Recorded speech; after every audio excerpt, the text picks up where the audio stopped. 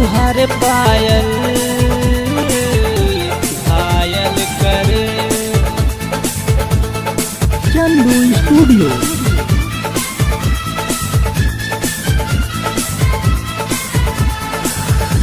तुहारे पायल घायल करे। अखिया में काजल लगावेलू, हमरा के पागल बनावेलू। अखिया में काजल लगावेलू, हमरा के पागल बनावेलू।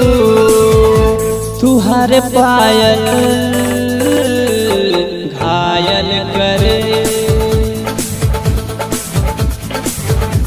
तुहारे पायल घायल करे। अखिया में काजल लगावेलू, हमरा के पागल बनावेलू।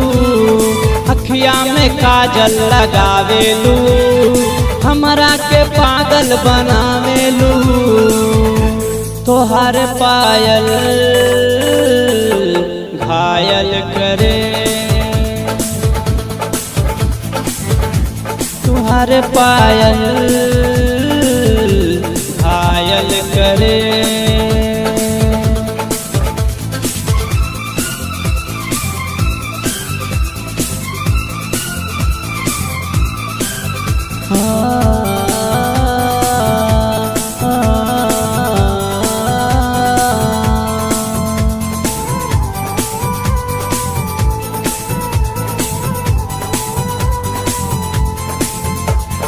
तोहर जवानी बा ऐसन हो, ओढ़नी उड़ावेलू कैसन हो।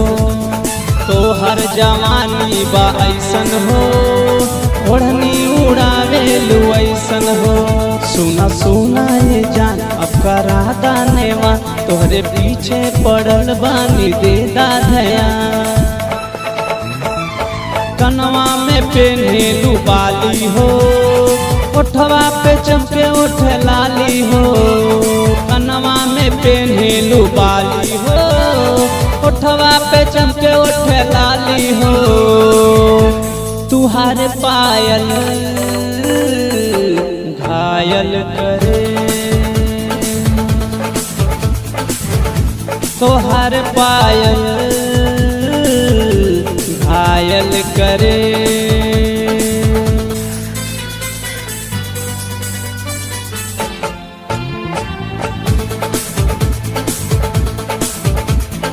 ऐलू गोरखपुर बजरिया हो, तोहरा पे गड़ल नजरिया हो। ऐलू गोरखपुर बजरिया हो, तोहरा पे गड़ल नजरिया हो। सुना सुना गोरी तोहर लौके ढोड़ी, ऐसे चलबू दिखावत केहू ना छोड़ी। अविनाश के तू बुलावेलू, रोहित के काहे तड़े पावेलू।